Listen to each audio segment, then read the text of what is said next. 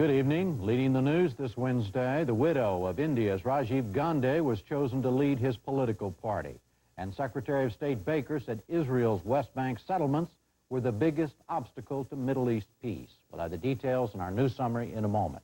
Charlene Hunter-Gault is in New York tonight. Charlene? After the news summary, we go first to a report on the school President Bush visited today, the Saturn School of Tomorrow. Why does it work? Then we discuss the role of business in upgrading the nation's schools. And finally, we look at how the departure of Ethiopian President Mengistu Haile Mariam is likely to affect that country's twin problems of war and famine. Funding for the NewsHour has been provided by PepsiCo. Every day we enjoy people being cold to us, cutting us up, getting fresh with us, tearing into us, and calling us chicken. In fact, the more people do it, the happier we are. PepsiCo. And by AT&T. And made possible by the financial support of viewers like you and the Corporation for Public Broadcasting. Rajiv Gandhi's widow was chosen today to succeed him as leader of India's Congress Party. It was not clear whether the Italian-born Sonia Gandhi would accept the post. Party officials said it didn't matter. Their decision was binding. Mrs. Gandhi has no political experience and has remained in the background throughout her husband's political career. Violence marked the beginning of a week of official mourning for Gandhi, who was assassinated in a bomb blast yesterday. Riots broke out at his family home where his body lay in state. At least 9 people were killed in unrest across the country. The government sent the army into several cities. It also postponed India's violence-plagued elections until mid-June. Charlene? Iraq agreed today to withdraw its troops from Dahouk, a key Kurdish city. The commander of Allied forces in northern Iraq said all Iraqi troops and police will be gone from Dahouk by Friday. Allied troops will then enter the city to restore services for returning Kurdish refugees. U.S. military spokesmen insisted they were not expanding the security zone or occupying the city, which was home to hundreds of thousands of Kurds.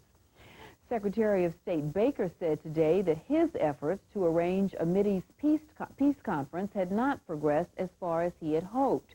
He said there were significant areas of agreement, but that it would not be easy to resolve the remaining differences. He cited Israel's construction of new settlements on the West Bank as a major problem. He spoke at a hearing on Capitol Hill.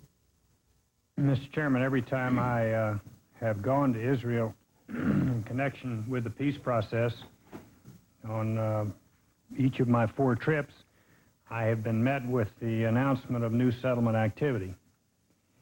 I don't think that there is any bigger obstacle to peace than the settlement activity that continues not only unabated but at an enhanced pace. And nothing has made my job of trying to find Arab and Palestinian partners for Israel more difficult than being greeted by a new settlement every time I arrive. And it substantially weakens our hand in trying to bring about a peace process and creates quite a predicament. A new treaty between Syria and Lebanon has caused concern in Israel. The presidents of the 2 countries signed the Broad Cooperation Agreement in Damascus today. The treaty is aimed at ending Lebanon's civil war. Israeli officials contended that it amounts to Syria's annexation of Lebanon. They said it would increase the need for Israeli troops in southern Lebanon. President Bush today dismissed reports he was trying to avoid a summit meeting with Soviet President Gorbachev. He told reporters aboard Air Force One arms control talks were going well. Also, he said he had not yet decided whether to invite Gorbachev to a 7-nation economic summit in London in July. Gorbachev has said he wants to attend. The House of Representatives today passed a $291 billion defense budget for the next fiscal year. President Bush has threatened to veto the measure. It cuts funding for 2 administration-supported programs, the Strategic Defense Initiative and the B-2 stealth bomber. The bill includes a Bush proposal to reduce the number of active-duty military personnel. It passed the House by a 268 to 161 margin. Also today, President Bush sent Congress his request for $690 million worth of education reforms. His plan, which has bipartisan support on Capitol Hill, would set aside money to build new kinds of schools. The president also toured what he called a new school for a new world order. Students at the Saturn School in St. Paul, Minnesota work at their own pace using computers instead of books. The school is funded by money from the public and corporate sector. We'll have more on the school and business's role in education right after the news summary. The Justice Department today filed an antitrust suit against 9 universities. The schools are charged with conspiracy to set student financial aid levels. 8 Ivy League schools were named in the case. They are Brown, Columbia, Cornell, Dartmouth, Harvard, Princeton, Yale, and the University of Pennsylvania. All 8 immediately agreed to a settlement. They pledged not to collude on financial aid and not to discuss tuition or faculty salaries. The 9th school was the Massachusetts Institute of Technology, which refused to sign the agreement. Attorney General Dick Thornburgh said the Justice Department was investigating similar cases against other universities, but he declined to name them. Rebels in Ethiopia advanced on the capital city, Addis Ababa, today after rejecting the new government's call for a ceasefire. They threatened to crush the remnants of former President Mengistu's regime. Mengistu fled into exile yesterday and was replaced by his vice president. We'll have more on the Ethiopia story later in the program. It will follow a major look at the role of business in the public schools.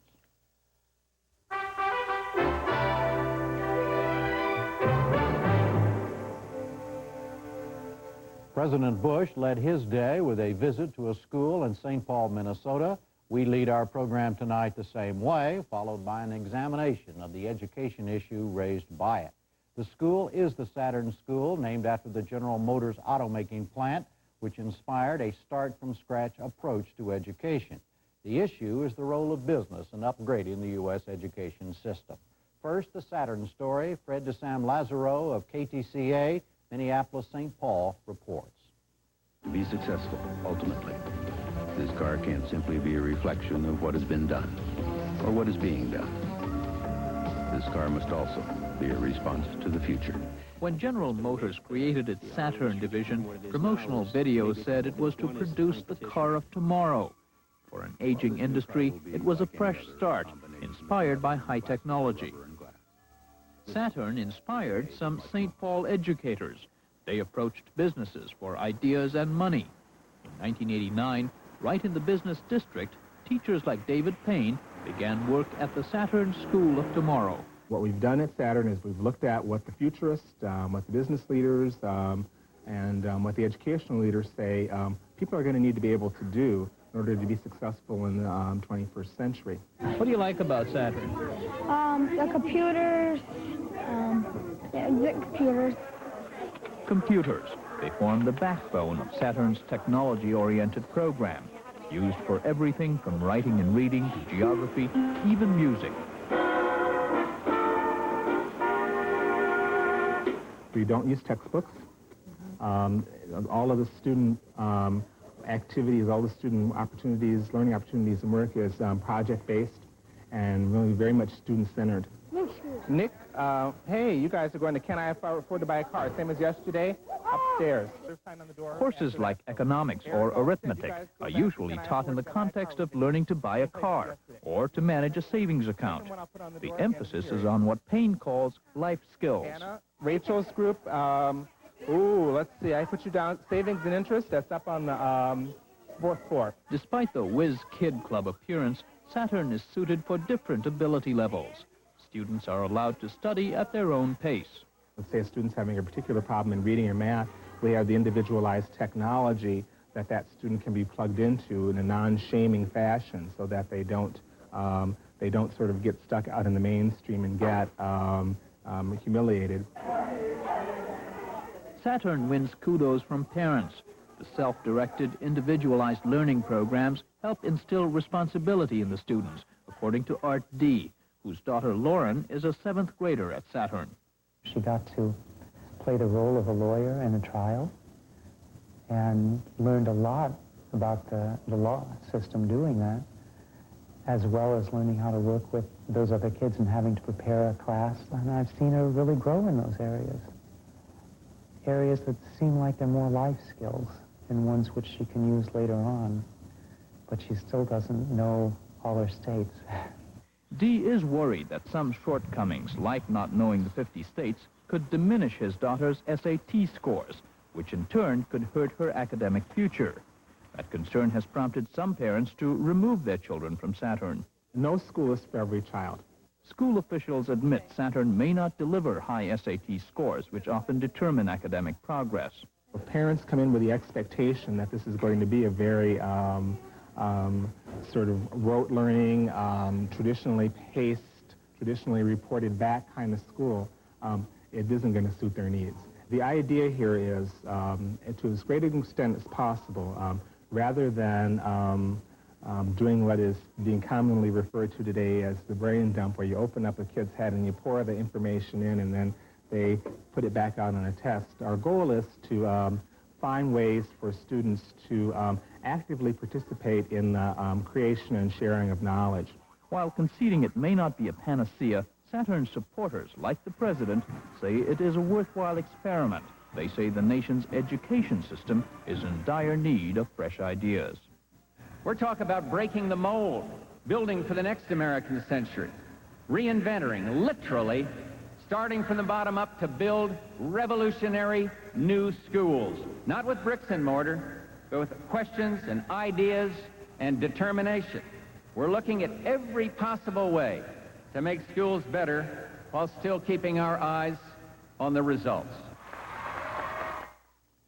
Now, three views from educators about the Saturn plan and overall business involvement in the schools.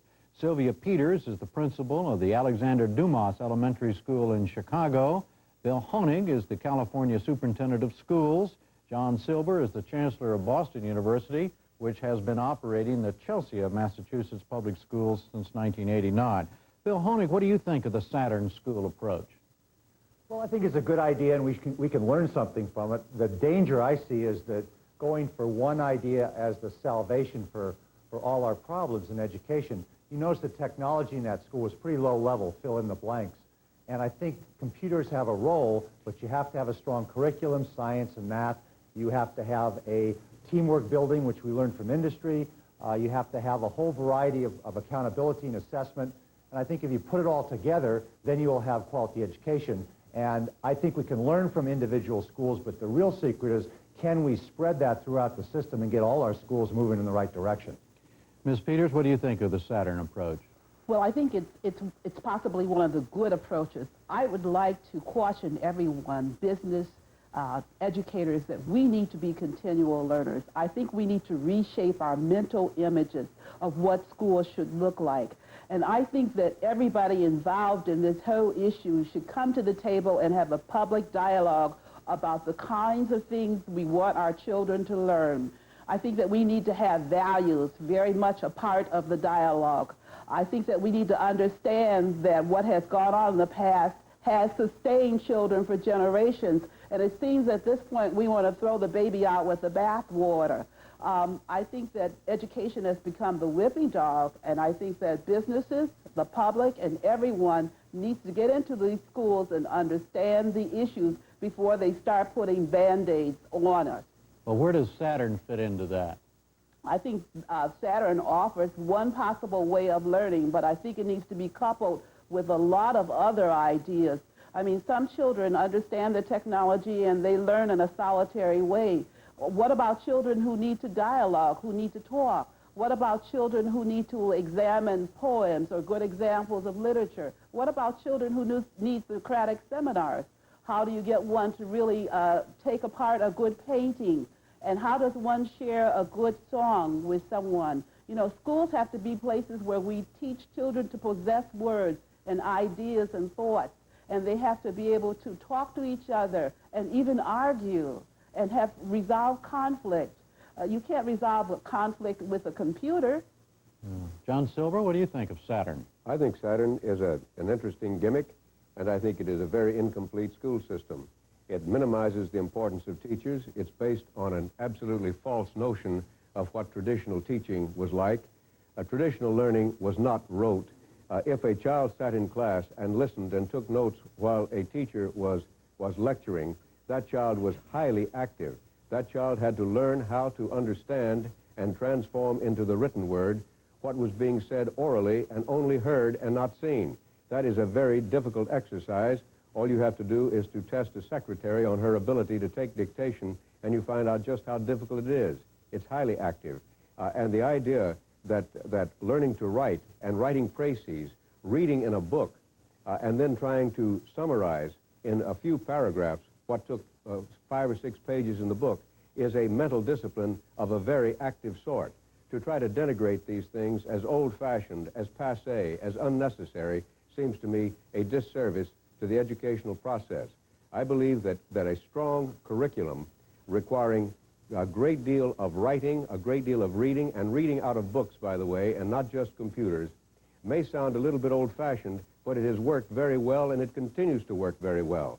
And the idea that these children will be working in isolation only with computers and never with books may please some people. I think it is a grave mistake. It is wonderful to use computers for drill work, for example, for exercise in making a game out of learning of arithmetic, addition, subtraction, the multiplication tables. It's wonderful for building vocabulary, particularly for doing the drill work in vocabulary in foreign languages. But it is no substitute for having a class in which students come together, socially interactive, and react to a teacher. This program minimizes the importance of teachers, and it minimizes the importance of a traditional curriculum in which things are learned. I noted with virtual horror the inarticulateness of the students who were talking. What do you like? And the student, computers, computers. Well, if that is a suitable response for a child in the 7th or 8th grade, then there's something bad that's happened to that child in the first 6. We've seen gimmicks like this before. The LAPS program, the Learning Achievement Packet, that was sensational in the 1960s, allowed children to go each their own way on their own proposal, and what we lost was the unity of the class. I think programs like Saturn are a good way to fracture and fragment this country. The public schools have an important function in creating unity out of all the pluralism in this country, and we better not throw that away. Bill Honig, what do you think of Mr. Silber's rather serious indictment of this whole thing? Well, some of what he says is absolutely true. You've got to read out of books, you have to do essays, you have to have a strong curriculum. Traditional education does work, and we shouldn't throw it away. I do disagree with him, however. I think there is a place for technology. If you noticed in the Saturn School, it wasn't all individual work. There was some cooperative work where they went in teams.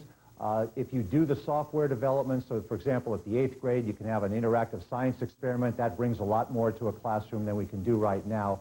So I think there's the proper blend. I think what John Silber's reacting to is the gimmick idea that it's all got to be solved by technology, computers, and that way of going about it. We tried this in the 60s, by the way. We had open education, and there are some schools, it takes a lot of work by teachers to pull that off, but I don't think we have to go one way or the other. We have to incorporate the good ideas from a variety of approaches and allow our kids to work through that. Let me ask all three of you, beginning with you, Bill Honig, this question of gearing the education to life skills rather than just to general. What do you, you're shaking your head. What does that mean? I don't like that idea. We tried that 20, 30 years ago. It was a disaster. We know the academic skills kids need if they're going to get a job and be part of the society and understand democracy and our political system. You have to read, you have to write, you have to communicate.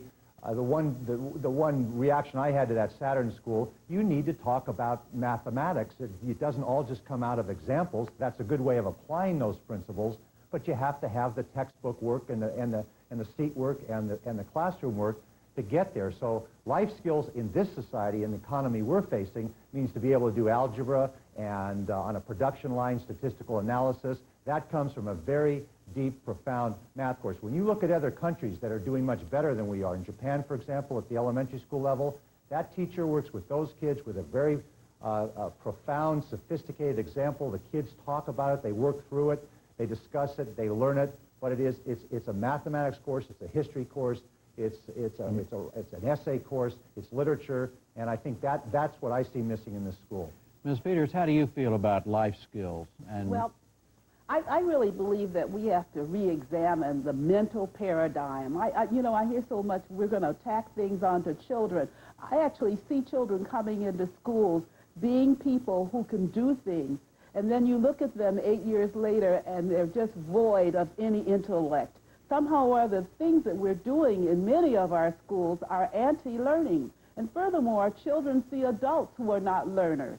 I get tired of people who are always talking about education and they are not readers themselves. And then when you talk to many parents, to many teachers or whatever, you'll find out that they expect these children to have habits that they themselves do not have or even try to cultivate. And I get tired of it. I think if we go to children and talk to them about what they need to learn, they can tell us. And children learn in a variety of ways. Children want to learn desperately. The adults are the ones who need to be educated. They need life skills. They need to begin to develop what it is to be a person. A lot of people feel that grown-ups are not grown-ups. Peter Sens says they're given-ups. John Silver, how do you feel about using life skills as the underpinning of an education system? Well, I think that the life skills can be used as examples for the application of principles that have to be learned. But I think when you create a high level of literacy and excitement in reading and writing in students, you can do that through stories, you can do that through problems that call for analysis, and then you can put them to the test by seeing if they could write a letter that's an application for a job, or write a letter to a newspaper to put an ad in the newspaper, and mathematics can be done the same way. The problem with the way Saturn is going, instead of using the technology, and I'm by no means a Luddite, I believe in using modern technology, it should be used to facilitate the aims and objectives of a sound curriculum, but it should not be used as if it were an end in itself. This is simply a tool to be used alongside of other tools. But what concerns me is that the President in his program has talked primarily about using business to develop 535 different schools with innovations. This is a hodgepodge with only $1 million going to each school. What we should be talking about is developing a national examination that is required of all school systems to see if they have learned what they need to know, and to require examinations of teachers to be sure they're qualified to teach. It is an effort that should put an end to the monopoly on teacher certification through schools of education. These are the kinds of structural reforms that need to be made in our schools if we're going to make them as effective as they once were and as effective as they need to be again. All right, speaking of this business question, let's bring the business perspective into this discussion from Foster Smith, who is Senior Vice President of the National Alliance of Business, a Washington-based organization that is working with businesses and schools to come up with new education programs, and Chris Whittle, who is founder of a telecommunications company based in Knoxville, Tennessee. He's creator of Channel One, which brought commercial television into the classroom, and last week he announced plans to build 200 for-profit schools around the country. Mr. Smith, first of all, do you think the Saturn School is a good example of business involvement in the public schools? Well, it's certainly a good example of that, and that company is to be congratulated for trying that experiment. Business, on the whole, is a little reticent to get involved with pedagogical matters and the kind of debate that you just had here, but there's no doubt that we feel that technology should be brought into the school system to a greater extent than it has been, but we also believe that there is no one single silver bullet, such as the computer, which is going to substantially upgrade learning in this country. But is the silver bullet for businesses' involvement, from the business's point of view, the idea that graduates from the public school system will be able to be good employees and fill slots that business and industry have created and need? Well, obviously that's the principal reason for business's interest, but at the same time I should remind you and your listeners that 85% of the workers in the workforce in the year 2000 are already on the job. So over the next 10 to 15 years, new high school graduates are only going to provide a small portion of the workforce. So this really is a long-term investment or long-term view on the business community's part in terms of helping the school system.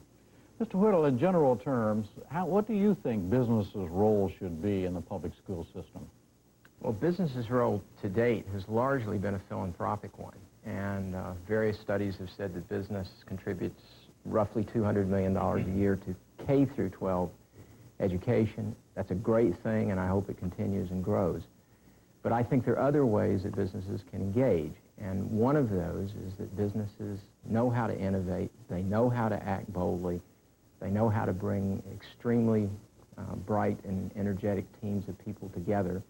And one of the things they can do is they can show how to start over, which is what we hope to do with the Edison project, which we announced last week, is basically to build an unprecedented educational laboratory for this country and to spend the next 2.5 years going, if we started with no assumptions, how would we redesign education? In other words, business, in your opinion, should show the way, not just fund it. Is that right?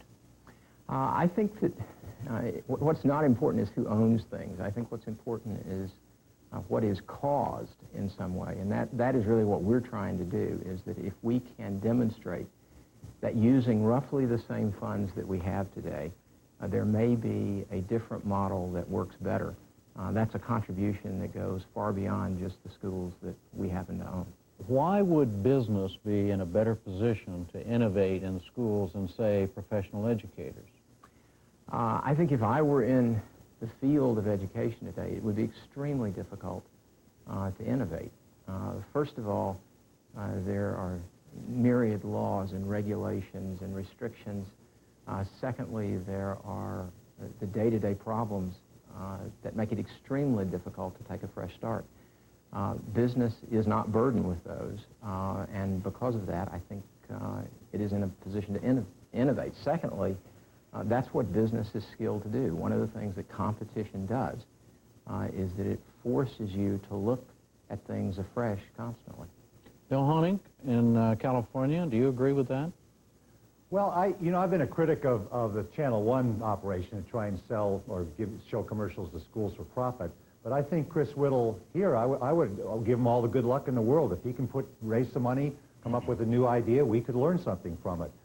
The dangers I see down the road, if there's going to be a for-profit system educating kids, does the profit angle take over from the quality angle? And we've had that discussion. I've had it with him, and I think there should be some kind of accreditation.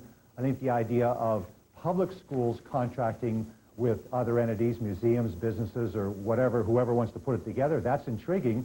We should explore that. That's been being done in Miami and Chicago and some other places.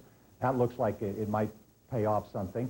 I think we can, if some entity wants to raise money, figure out what works, try and put all these good ideas together and can do it for the same amount of money with the same mix of kids, then I think public schools can learn something from that, and we should wish them well. Ms. Peters, would you also wish him well? I'd like to wish him well, but I disagree with the fact that educators cannot be innovative and rethink schools. In my own particular school, we deal with children, and we're thinking very clearly about them and their developmental needs. What we have done is we've written a proposal. We want to extend our school into a high school community. We feel that we're wasting human resources, particularly children's minds, by putting them out of school at 8th grade, putting them into a large high school and expecting them to find their way. Our children are just beginning to find themselves at 7th and 8th grade. They need more time to develop. And so in our innovation, we're going to businesses, the museums, different organizations, and we're saying to them, support us. We'll give our children the core subjects very early in the morning. Then we will take them on buses to all of these other sources in the community, let them partake of those things, come back into the school and tutor young children at the end of the day, and they will stay with us for a long time. We'll keep them out of the criminal justice system. We'll turn them into good human beings. We'll have a 100% graduation rate, and we'll make sure they go to college and finish. Mr. Smith, where would you say the major role for business is in doing what Mr. Whittle is talking about, which is to innovate, to lead, or to do what Ms. Peters is saying? Well, look, we already have some good ideas. We need some help in financing those good ideas. Well, the business role is to support those educators and those administration people who are inventing the new education paradigm. And Chris Whittle is one of them. There are an enormous number of experiments going on around the country to improve the system. And business's principal role is to help smooth the way to do that. And the Business Roundtable is working at the state level to remove the impediments and add the incentives that allow school districts and schools to do the innovations that Ms. Peters was talking about. And it's more of an encouragement role. We can lend expertise in terms of training teachers, act as management consultants in an administrative fashion, and yes, donate money and computers and equipment and so forth. But it's really more of a management consultant encouragement role, I think, on a national level than it is working at each individual school level. What about the Chris Whittle approach of of actually starting for-profit schools? We think it's great. We think it's a very good parallel to the President's new program, the President's strategy, and because both of those programs are going to accelerate the education reform process. That is Mr. Whittle is going to bring in the best possible techniques that have been developed over the last 5 or 6 years, all into one set of schools, as is this new development corporation, into 3 to 7 schools, demonstrate the value of these new techniques so that other educators can clone them and move them on. So it's going to accelerate this system. John Silver in Boston, is it going to accelerate the system? Do you think it's a good idea? Yes, I think it definitely will. We've used business in education before. In the Job Corps, they had some of their greatest successes when Otis Singletary contracted with IT&T and with IBM to develop some of the most imaginative programs that were done, and many of those were better than the programs suggested by traditional educators. So I welcome this. The defect, I think, in the Whittle proposal is that the parent who's already paying taxes to educate his child in the public schools is going to have to come up with an additional sum of money to pay for the tuition. What I would prefer to see happen is to, let's say, have Chicago carve out a small school system of perhaps anywhere from 5,000 to 25,000 students and say, we're spending $7,000 per pupil in the Chicago schools. Mr. Whittle, here's $7,000 per pupil for 25,000 students. You design the best school system you can, and then we're going to compare it with the rest of them. Or do it in New York, or do it someplace else. Boston University and our relationship with Chelsea are trying to do just this, and one of the restrictions we have is one of the restrictions Mr. Whittle mentioned. Namely, there's so many federal and state regulations that stand in the way of doing what could be done better. For example, in Operation Head Start, if you have a Head Start teacher, you have to have a certified teacher to be her assistant. But what we need to do is to put some of those teenage mothers who need to become more effective parents to work without compensation as assistants to the Head Start teacher, where they could learn something from watching the teacher and then spend the other 4 days of the week in the classroom completing their education. Models like this would reduce the cost of Head Start and provide far better education for some teenage mothers. Those are things that could be done in a private school, but I would like to see some exemption made in the law so that they could be done under private management through Mr. Whittle or somebody else.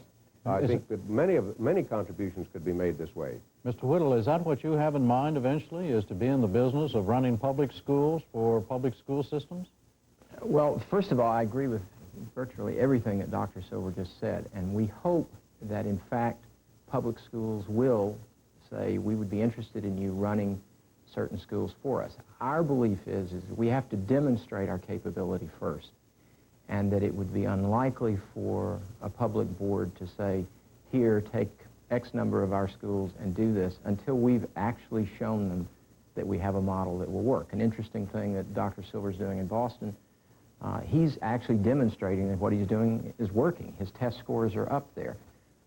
We've got to do that too, and if we do that, I think we'll have school systems all across the country at our door saying, try it here. And it'll be at your door, and they will be at your door, and you will be making money, right? I mean, this is a profit venture on your part.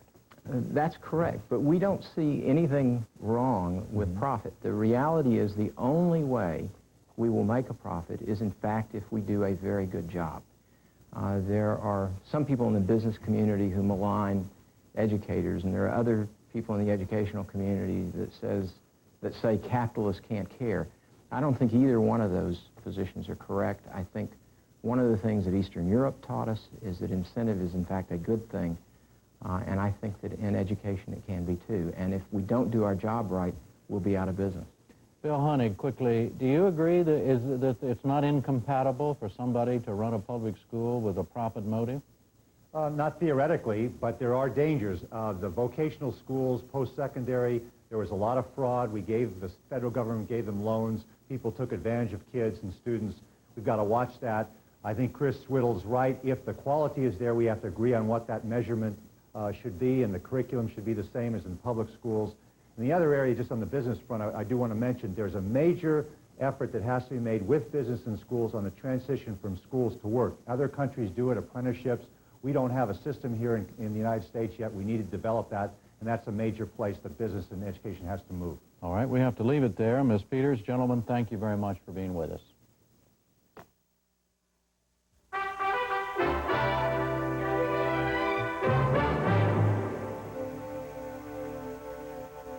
We turn now to the African nation of Ethiopia, to the question of whether there is any relief from its twin burdens of famine and civil war following the departure yesterday of President Mengistu Haile Mariam. He fled just as the parties in the country's civil war were preparing for another round of peace talks next week in London. For years, separatist rebels in the northern provinces of Tigray and Eritrea have been fighting the central government and now are poised to assault the area around the capital of Addis Ababa.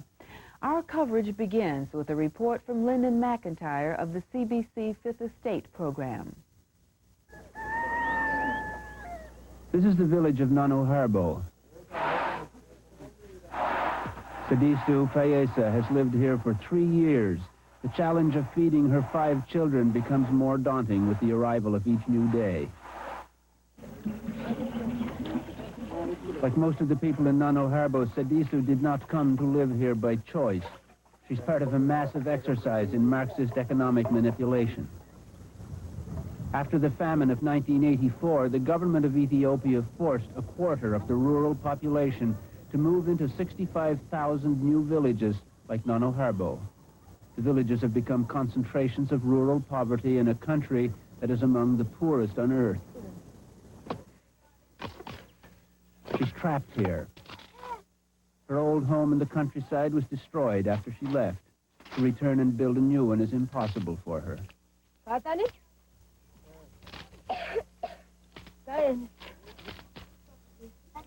Her husband is among hundreds of thousands of Ethiopian men who have been conscripted to fight in the civil war. Sadisu has 5 children. The eldest daughter, who is 10, looks after the rest while their mother does the chores. There is no school in Nanoharbo. Each villager has 1 hectare of land for growing food. The land is dry and sterile, and the men who might be farmers are soldiers instead.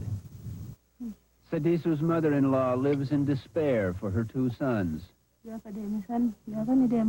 They came at night to pick up my son for the war. He did not want to let them in, but they forced the door. I could do nothing. I would have just killed myself. I received his last letter 2 years ago. He was asking me to take care of his children, as I used to do in the past. I wrote him back. I can't even help myself. So how can I help your children? This is Sadisu's husband.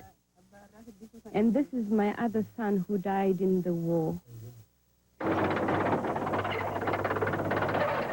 The war has been going badly for the government of Ethiopia for the past 3 years. This was one of the government's most devastating defeats.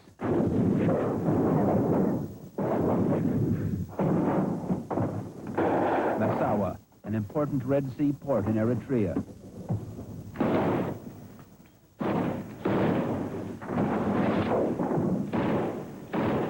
Deadly street combat lasted 3 days in February last year. A rebel army crushed one of the largest and best-equipped military forces in Africa. The defeat of government forces at Massawa was a crucial turning point for the Eritrean People's Liberation Front, the EPLF, in a 30-year struggle for independence from Ethiopia. They now control all of Eritrea except the capital, Asmara, and one other seaport, Assab. The Ethiopian army was falling apart. At Massawa, 8,000 government soldiers, most of them conscripts, surrendered to the rebels. Many of them had to be released. The rebels couldn't afford to feed them. As they trudged homeward, there was little to look forward to.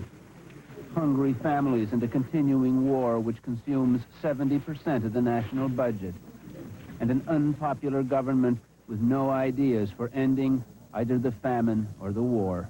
The U.S. policy is that we think Ethiopia should remain united. We believe in the African OAU principle that colonial borders should be maintained, and that there's no viability in partitioning Ethiopia. Herman Cohen is U.S. Assistant Secretary of State for Africa. He told Ethiopia Americans would help to keep the country together and how to qualify for that help. Well, when I saw President Mengistu in August of 1989, he said, well, what do you need to have better relations with us? And I gave him a list. I said, we'd like to see you get away from the Marxist system. We'd like to see a better human rights performance. We'd like to see better economic performance. And most of all, we'd like to see some peace process getting underway. Last year, under pressure, Mengistu decreed a return to the free market system in a 5-hour speech to his people. Farmers were no longer required to live in villages. They could own land and grow crops and sell directly in markets like this one in the capital, Addis Ababa. His ministers called it perestroika. But in his marathon speech on reform, Mengistu never mentioned the one reform most Ethiopians want to see: political pluralism and democracy, ultimately free elections, which would enable them to get rid of him. At this feeding center, there was even more evidence that the reforms aren't working.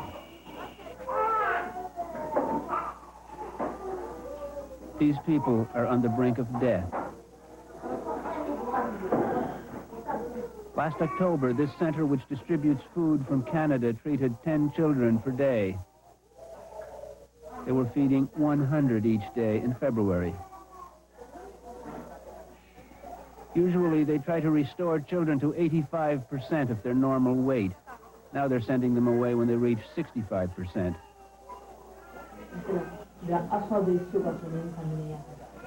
This little girl's name is Munini Mooney. She's 7 years old. She and others like her no longer have the strength or the will to take food.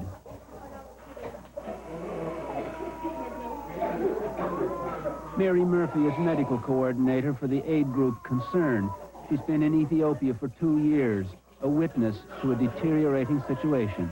People are eating barely enough to carry them through the day. For example, where they were eating 3 meals, they're now eating 2, or where they were eating 2, they are now only eating 1. Medicines is one of the biggest problems we have. And basically, while we know medicines are being distributed from the capital, between the capital and actual arrival here, a lot of medicines are going astray. Most of the women who bring their children here are widows or single parents whose husbands have vanished into the bottomless pit of war. They and the people who work here know that this is only a reprieve, a brief pause in the hopelessness that awaits them when they go back home. I suppose at the end of the day, the important thing is the people, not the governments, not the aid agencies, and not the television crew, but the people who are living in the Cavellis. And as such, they need food today. There's no good waiting until tomorrow or next month to start an intervention program. Whether the government agrees or whether we agree, that has nothing to do with it. We've got to get out there, get the food to people today. These parents lost one child in the famine of 1984. This time things are even worse. In 1984, some people had money, so they could get food from the market, even if it were expensive. Now, we have no money and no food. Each day, they spend all their waning energy foraging for something to eat, or in the case of these coffee beans, something to sell. We have nothing. No food for today. We will send our son to sell coffee beans at the market and bring back food. We are worried for the future. We get two more perspectives now. Kuflo Wodaju was Ethiopia's ambassador to Washington from 1971 to 1973 and was foreign minister from 1974 to 1977.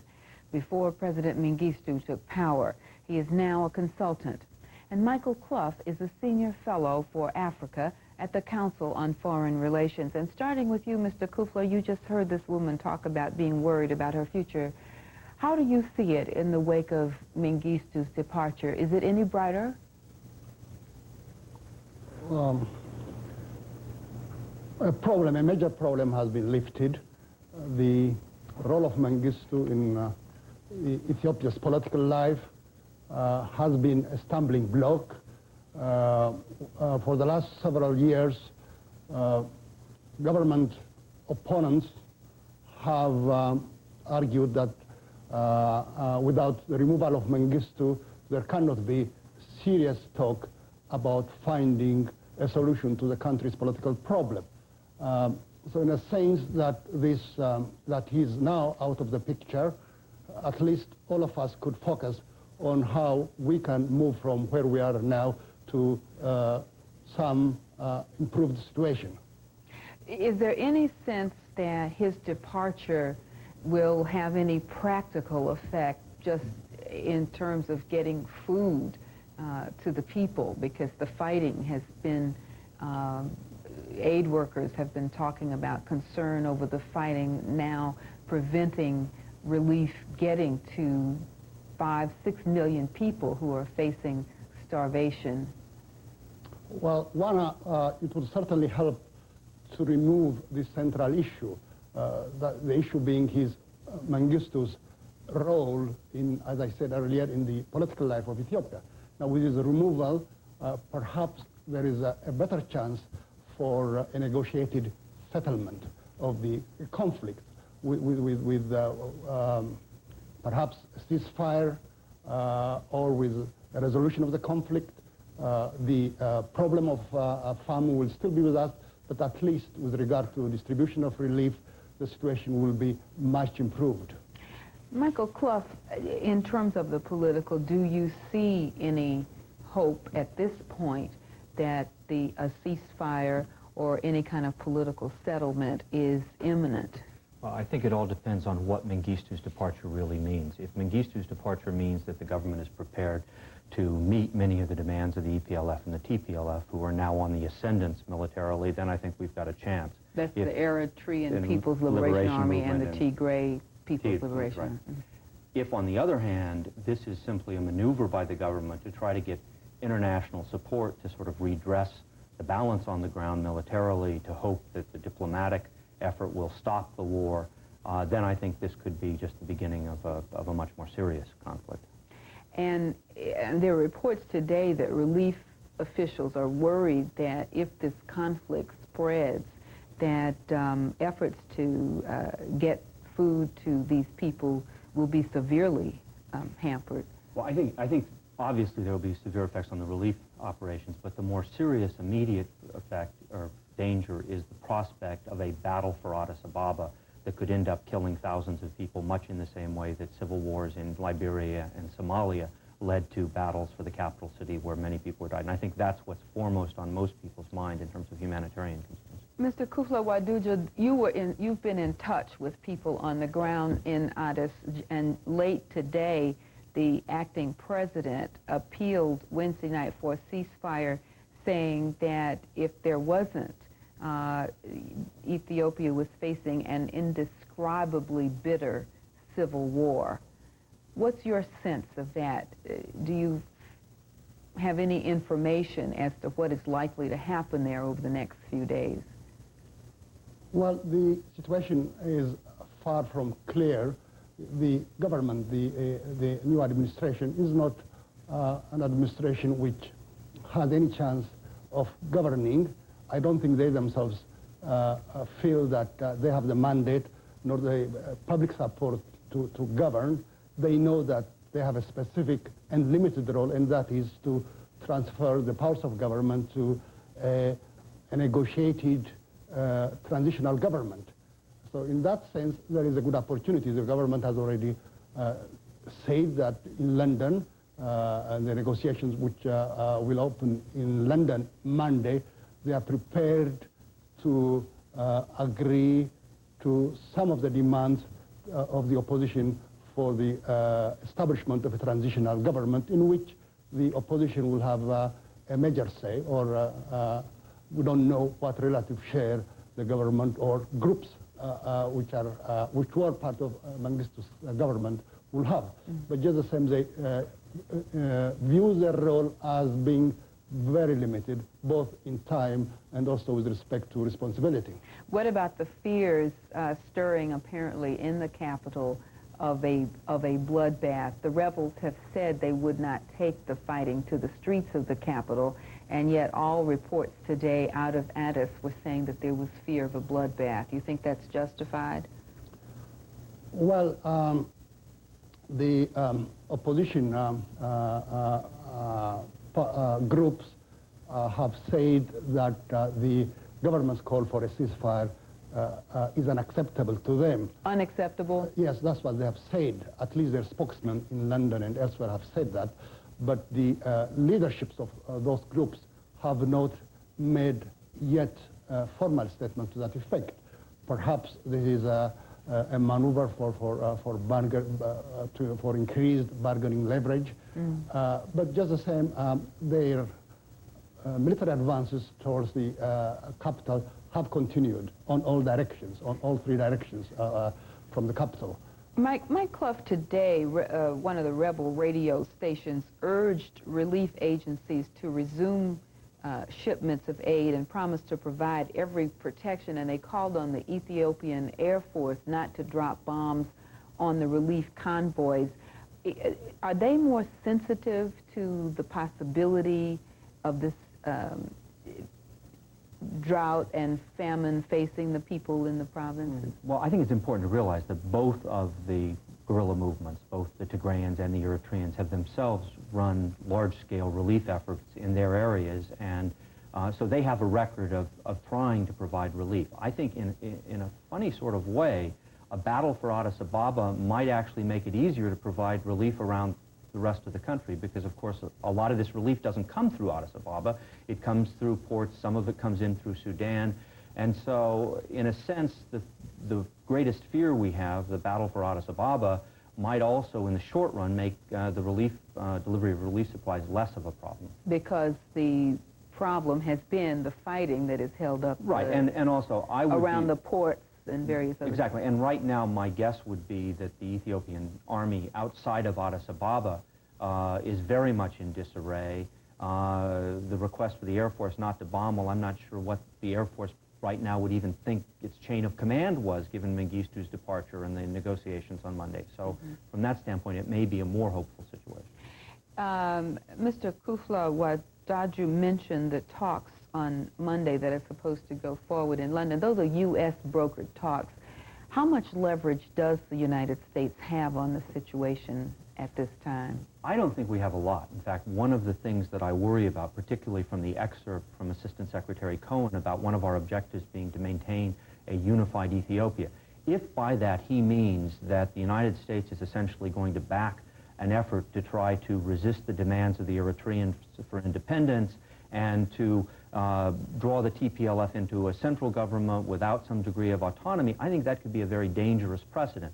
I think hopefully what the United States will concentrate on is, as Mr. Wadaje said, getting a transitional government in place that's representative of all three of the forces, plus the other groups that don't actually have guerrilla armies and getting on to the process of redefining an Ethiopia that can permanently end the prospect of war as opposed to create a short-term stopgap measure. Mr. Wodaju, are you optimistic that, I know you said the situation is so fluid right now, but what's your sense of the possibility now of a permanent ceasefire and a permanent settlement to this conflict? The first requirement, I believe, is to arrest the present momentum, the military momentum, the present momentum which, as your other guest suggested, might bring the armies of the rebels to Addis Ababa. And who has the power to do that? I mean, does the U.S. have the leverage in any way to affect that? I believe the U.S. has tremendous leverage. I think more leverage than it realizes, because the U.S., whoever emerges victor from these conflicts, will have to the responsibility of feeding its people. The only potential provider of massive humanitarian assistance is the U.S. and Western Europe. Together, between the U.S. and Western Europe, there is a tremendous leverage in terms of economic aid. Right. Also, the U.S. recognition of a victor is a political, confers a certain amount of legitimacy. Western recognition of any victor confers a great measure of legitimacy, and this itself is also a great leverage. All right. Well, Mr. Wodaju and Michael Clough, thank you for joining us.